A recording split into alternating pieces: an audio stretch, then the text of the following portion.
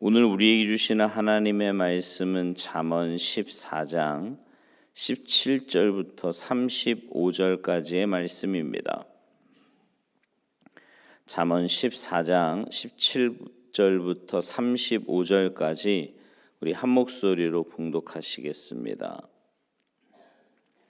함께 봉독하십니다. 시작.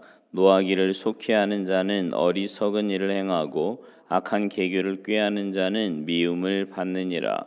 어리석은 자는 어리석음으로 기업을 삼아도 슬기로운 자는 지식으로 면류관을 삼느니라. 악인은 선인 앞에 엎드리고 불의한 자는 의인의 문에 엎드리느니라. 가난한 자는 이웃에게도 미움을 받게 되나 부유한 자는 친구가 많으니라. 이웃을 업신여기는 자는 죄를 범하는 자요 빈곤한 자를 불쌍히 여기는 자는 복이 있는 자니라. 악을 도모하는 자는 잘못 가는 것이 아니냐. 선을 도모하는 자에게는 인자와 진리가 있으리라. 모든 수고에는 이익이 있어도 입술의 말은 궁핍을 이룰 뿐이니라. 지혜로운 자의 재물은 그의 면류관이요 미련한 자의 소유는 다만 미련한 것이니라. 진실한 증인은 사람의 생명을 구원하여도 거짓말을 뱉는 사람은 속이느니라. 여호와를 경외하는 자에게는 견고한 의뢰가 있나니 그 자녀들에게 피난처가 있으리라. 여호와를 경외하는 것은 생명의 샘이니 사망의 그물에서 벗어나게 하느니라. 백성이 많은 것은 왕의 영광이요 백성이 적은 것은 주권자의 패망이니라. 노하기를 더디하는 자는 크게 명철하여도 마음이 조급한 자는 어리석음을 나타내느니라. 평온한 마음은 육신의 생명이나 시기는 뼈를 썩게 하느니라.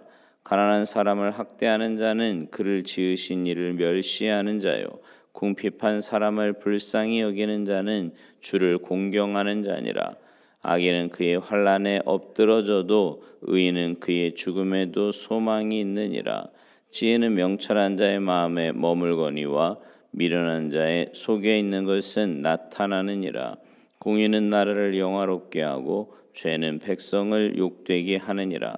슬기롭게 행하는 신하는 왕에게 은총을 입고 욕을 끼치는 신하는 그의 진노를 당하느니라.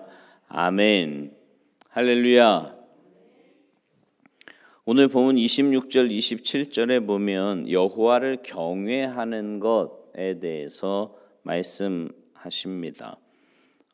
경외라는 뜻이 여러 가지가 있는데요. 하나님을 잘 섬기다, 경배한다 이런 의미도 있지만 원문의 뜻을 보면 여호와를 두려워한다라는 의미로 하나님의 영광을 가리게 될까 봐 항상 노심초사하는 마음으로 섬긴다 이런 뜻입니다.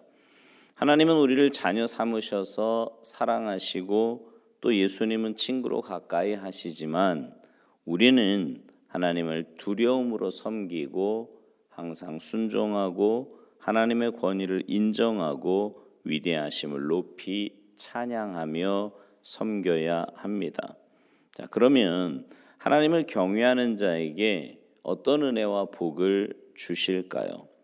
먼저 여호와를 경외하는 자에게 피난처가 되어 주십니다.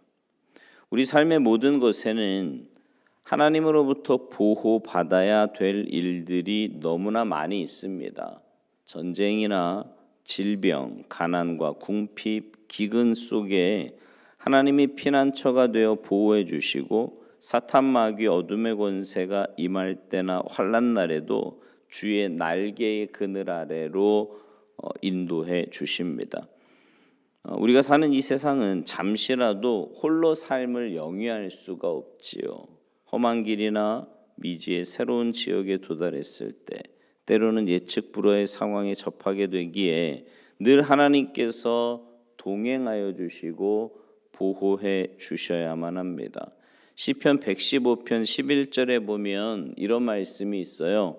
여호와를 경외하는 자들아 너희는 여호와를 의지하여라. 그는 너희의 도움이시요 너희의 방패시로다. 하나님을 섬기는 자를 하나님은 도와주시고 방패가 되어 주십니다. 하나님을 섬기는 국가, 하나님을 섬기는 가정, 하나님을 섬기는 개인은 하나님의 복을 받는 거예요. 하나님께서 신원을 보장하고 지켜주시는 겁니다. 시편 34편 7절 여호와의 천사가 주를 경외하는 자를 둘러 진치고 그들을 건지시는도다. 여러분 요즘 세상을 보십시오. 안전한 곳이 없어요. 어떻게 보면 그러니까 제가 이제 새벽에도 이렇게 차를 몰고 오면서 문득 무슨 생각이 드냐면 그냥 이렇게 매일 오고 가는 길이지만 그 길을 이렇게 안전하게 올 수 있다고 하는 것도 은혜예요. 어느 곳을 가도요. 요즘은 정말 이렇게 하루하루 매일 여러분 이렇게 새벽에 눈을 뜨니까 오늘도 당연히 눈을 뜬다 이렇게 생각하실지 모르겠지만 전혀 그렇지 않습니다. 얼마나 많은 질병이 있고 얼마나 많은 사고가 있고 얼마나 많은 문제가 있는 세상인지 몰라요. 그런데 이런 시대에 우리에게 꼭 필요한 건 뭐냐 하면 하나님께서 방패가 되어주시고 피난처가 되어주시고 산성이 되어주셔야 한다는 겁니다. 어떤 자에게 그렇게 해주신다고요? 바로 여호와를 경외하는 사람입니다. 여러분 모두 여호와를 올바로 경외함으로 하나님의 지키심과 보호하심 속에 살아가는 하루하루가 되시기를 주님의 이름으로 축복합니다. 두 번째로 여호와를 경외하는 자는요 사망의 그물에서 벗어나게 해주십니다.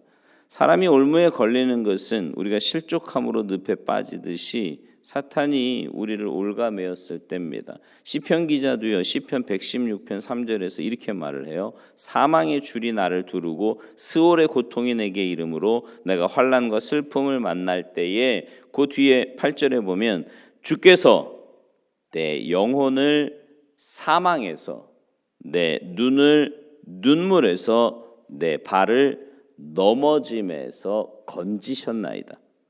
그러니까 하나님께서는 우리에게 피할 길을 주시고 해결할 길을 주시고 승리할 길을 주시고 대적할 힘, 이길 힘을 주신다고 약속하신 겁니다. 그러므로 우리가 하나님을 섬긴다는 것, 여러분 사실 이게 얼마나 귀하고 복된 일인지 모릅니다.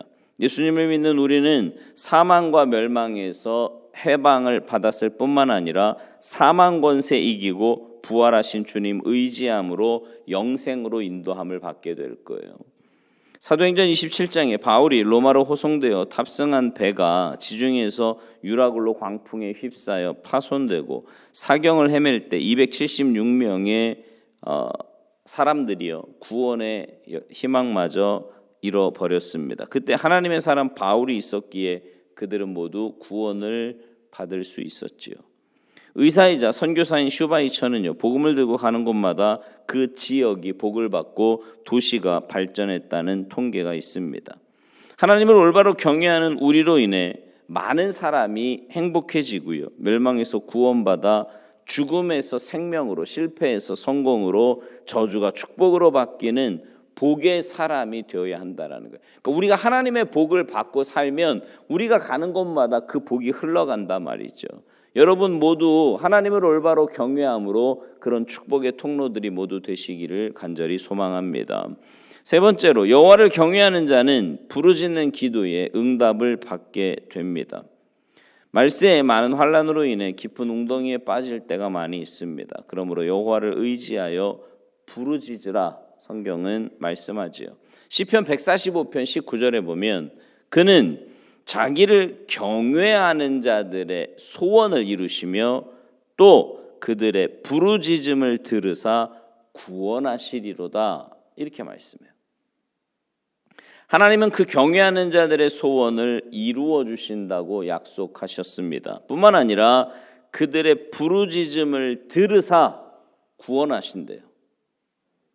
여러분 삶에 문제가 있고 환난이 있을 때 부르짖어 기도하시기 바랍니다.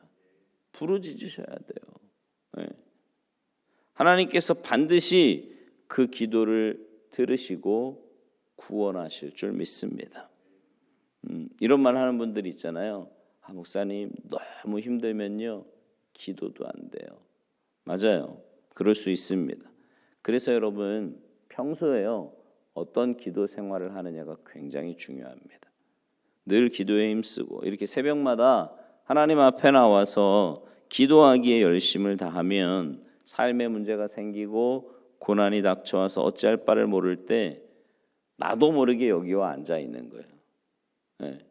이게 기도의 습관이 굉장히 중요한 겁니다.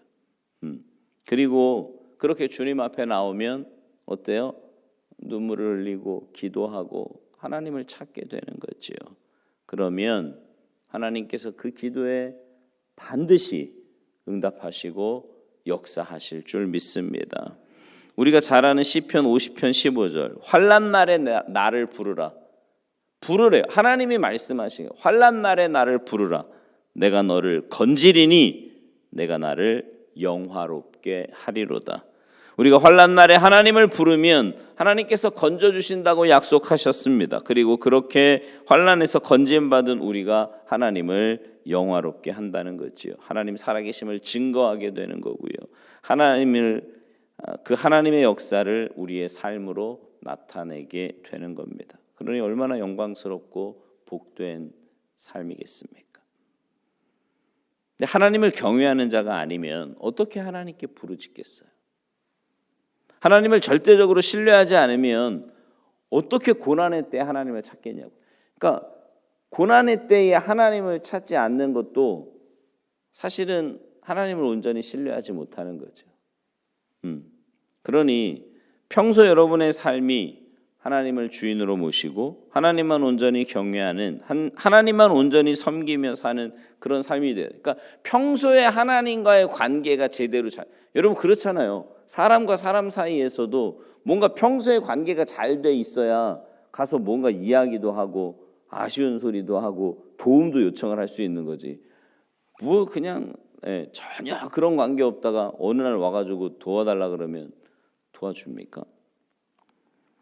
사랑하는 성도 여러분, 하나님만 온전히 경외하며 삽시다. 사실 우리 내 힘으로 사는 인생 아니잖아요, 그죠? 전혀요, 전혀.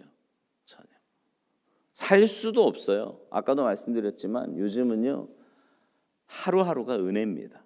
근데 이런 은혜의 삶을 내 힘으로 살고 있다고요? 착각하지 마십시오. 전적인 주님의 은혜예요. 그러니 하나님의 은혜 아니면 살 수 없는 우리인데 그 하나님을 경외하지 않고 뭘 붙잡고 살겠다는 거예요? 뭘 경외하며 살겠다는 겁니까? 바라기는 여러분 모두가 하나님만 올바로 경외하여서 그 경외하는 자에게 예비하신 크고 놀라운 은혜와 복을 받아 누리며 사시는 여러분 모두가 되시기를 주님의 이름으로 축원합니다. 기도하시겠습니다. 하나님, 구원받은 우리가, 하나님의 자녀된 우리가 하나님만 경외하는 것이 마땅한 삶의 모습인데 또 그렇게 하나님을 올바로 경외하는 자에게는 하나님이 크고 놀라운 은혜와 복으로 예비해 주시고 또 우리를 지켜주시고 보호해 주시고 산성이 되어 주신다고 주님 약속하여 주시니 진심으로 감사를 드립니다.